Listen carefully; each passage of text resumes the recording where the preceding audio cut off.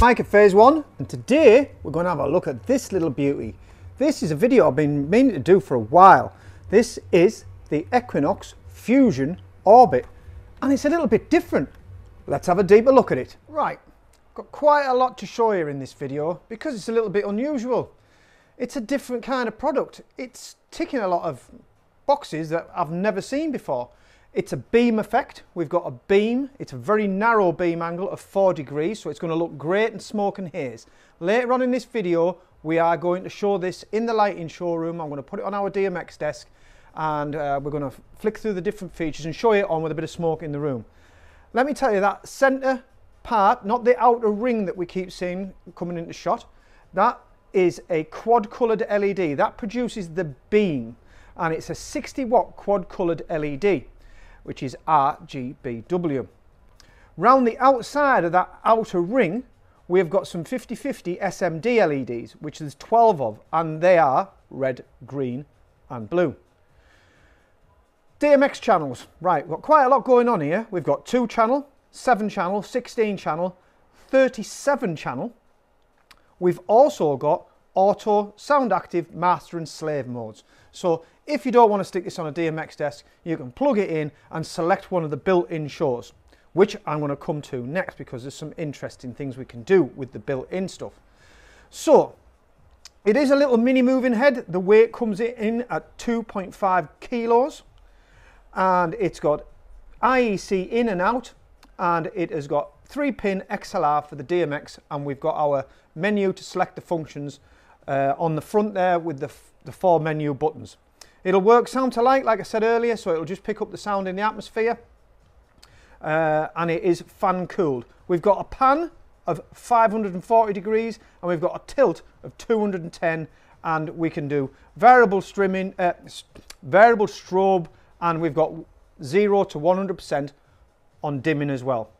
So, like I say, a lot to talk about on this particular unit. Let's talk about these built-in shows. So the built-in shows, without plugging it into DMX, we've got 5 to choose from. Show 1 is the full show, so it'll just go and do everything it possibly can. Show 2 is beam only, so the outer ring won't work. Show 3 is the outer ring only. Show 4, and you'll like this, especially for all those mobile DJs that just want to put these on totems and have them facing forward. Yes, this has got a forward-facing show. Show number 5, interestingly enough, is a full show, but no strobing. I like that idea. So we've got a full show and no strobing, because strobing isn't for everybody. Now, you can work these master and slave, like I said, and you can have it set as slave 1 or slave 2. If you set it as master and the other one as slave 1, it will copy the master. But if you set it as slave 2, it will mirror the master. So then the beams will cross over and it'll look like it's inverted. Another nice feature. The next thing that I really like, that I've not seen in anything else, I've missed it, but it caught my attention on this particular unit. Within the unit, in the auto shows, I can select the speed of the pan and tilt. Now I've got that currently running on slow, because I like my moving heads to move around slowly, but you can have it set as high speed. Interesting. Right, other things that we need to tell you about is there's actually quite a lot of settings that we can do on this, but I'm not going to go into all of them in depth. But when we take it into the lighting showroom in a minute and put it on the DMX desk, we'll show you some. We've got pan and invert settings, we've got tilt invert settings, we've got pan tilt and color calibration, and we've got motor reset features as well. So we've got quite a lot going on here. Hence, it has up to 37 channels of DMX to control. What I'm going to do is I'm going to show you it in 7 channel modes, so I can show you the beams and I can show you the colors. No, actually I'm going to put that in 16 channel mode. I take that back. But I'm also going to talk about 2 channel mode. Now, what's 2 channel mode going to do for us? Well, actually it's quite interesting for those who are scared of DMX and don't want to program things up and you just want to access the built-in shows.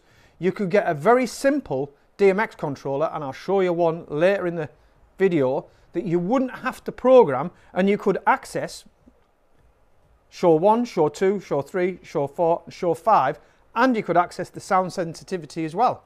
So I think for those who are terrified of DMX, that might be an option to get a little bit more control of your show. Let's stick it in the lighting showroom, let's get it plugged in, and let's have a look at it in some smoke.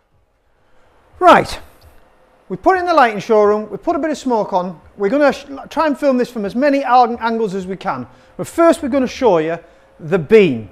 So that's obviously in red. We can take that down on the dimmer, let me show you the green. So it is nice and narrow. Now I'll try and get another camera angle shortly where I can show you how well that's throwing. And it is throwing quite well in our lighting showroom. It's reaching right up to the ceiling, no problem, and I think we'll be able to focus it onto some mirror balls as well. So that's bringing in the blue, and then we've got a nice white as well. And of course we can mix them up to how we want. Oh, that's our strobe.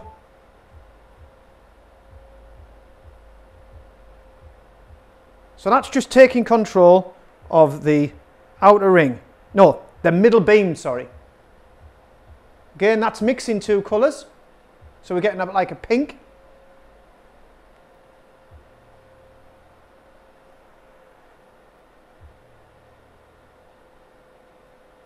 That's mixing two colours again. Okay, let's have a look at the outer ring. Right, so very simple part of the video this. Just want to show you how we can take control of that outer ring, showing you the different colours. Now I think this part of the light is more of an eye candy effect. It does wash a little bit of light into the room, but because it's got a milky perspex on the front, I think this is more about a visual effect for people to look at as part of the show. What we'll do is we'll now combine the two, the beam and the outer ring. So using them together, I think it can give us some interesting effects, something a little bit different. That's what I like about this light. So that's just changing the colours of the outer part.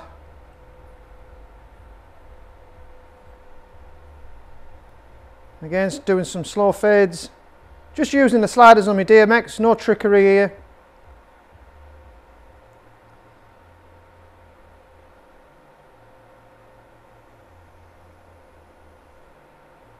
Remember, I am going to change the camera angles on some of these in a second.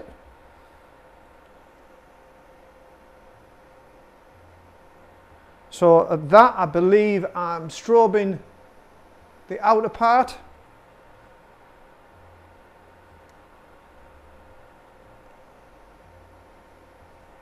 And then we can maybe... So if you were going to do some clever DMX programming, I think you could get some really interesting effects with this.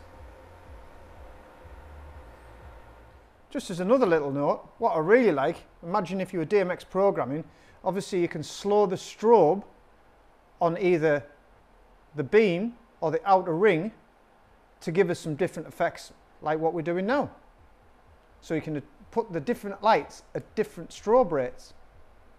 Here's another beam angle so you can get an idea of how far that beam is throwing in our lighting showroom. That's hitting the ceiling and pin spotting that mirror ball really quite nicely.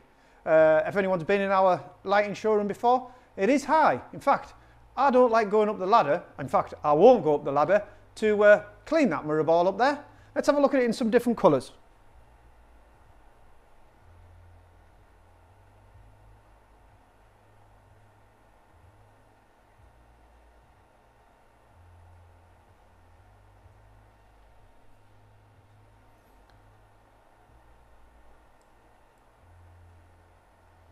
Right, just as a point of interest as well, what I was talking about earlier, about the outer ring and how much light that pushes out, that is the outer ring on. So it's not casting a lot of light into the room. That's just in blue. I don't know whether you can actually, whether it's coming out on camera. It's putting something into the room. I'm going to put it onto full on. So that's red, green and blue all on. I'll put the strobe on and see if we can see it strobing. That might give us a better idea on the camera. Don't class that effect, that outer ring, as a wash. It's not about washing into the room. It really is, I think, about a visual effect for your show. Right, so we've moved position. I've put it into DMX mode, 2-channel mode. Now on 2-channel mode, there's only two things we can control. We can select the built-in shows that we talked about earlier, all right? And there's 5 of them.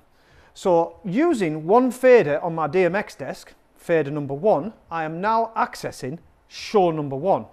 And as I move the fader up to different values, I can access the different shows. So this is show number 1. It's just in a auto mode, like auto, it's not working sound to light, I mean. So I've got it plugged into my DMX desk, and that moving head is basically facing us. So show number 1 kind of moves all over the place. We'll get to the forward facing show in a moment. I'm just going to scroll through them. These shows are quite well programmed, so there's a lot going on. Obviously we're not going to show the whole length, but show number 1 gives us a full show, and it's like right round, so it will come back on you. What I've tried to do is put the camera as it would be as an audience. So if I was at a gig, where this camera is, where the audience would be.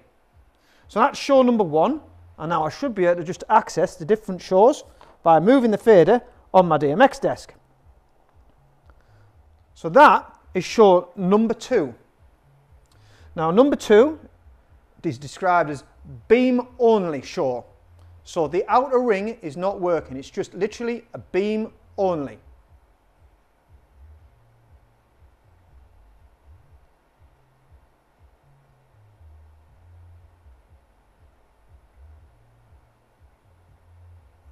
I'll now move the slider on the DMX and we'll go and find show number 3.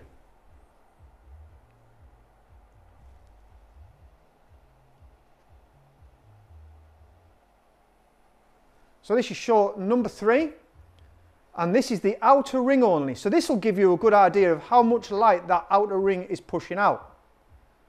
But as you can see, as the light moves towards us, when we get to that part of the program, you'll see that it's only the outer ring that's working.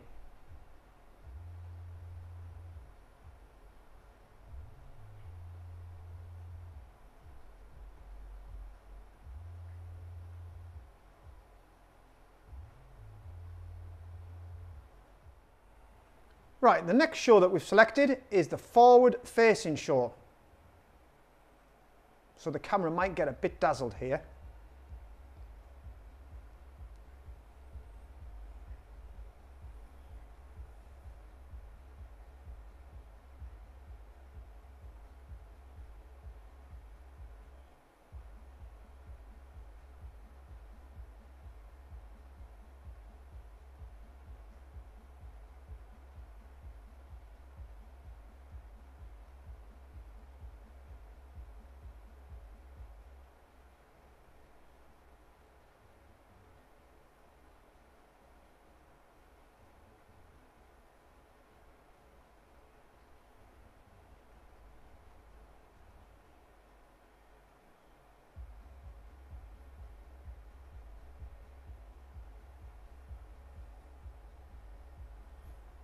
And finally, show number 5, which is a full show, but no strobe.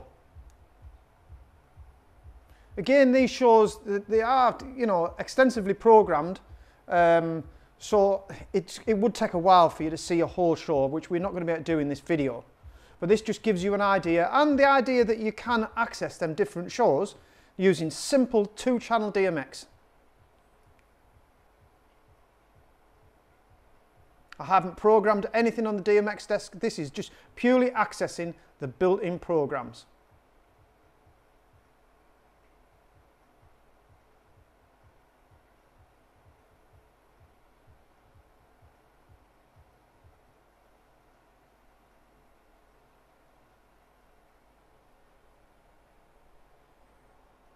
I'll tell you what, the price point on this is really interesting as well.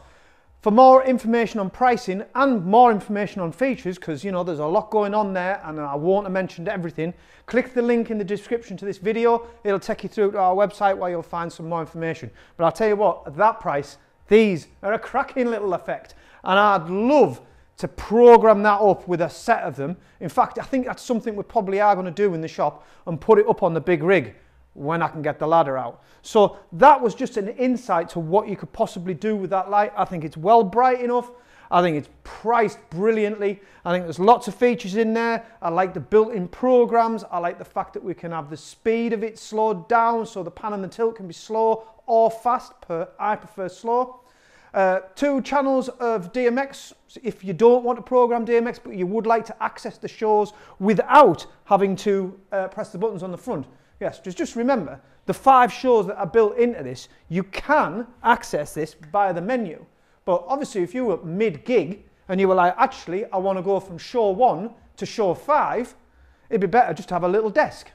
I'll put a link in the description to the DMX desk that I've been using for this, and a little DMX desk that is non-programmable but would be perfect for the 2-channel control. Anyway, if you like our video, click the subscribe button. We are always reviewing sound and lighting products and DJ equipment. Click the subscribe button. It's Mike at Phase One. Thank you very much.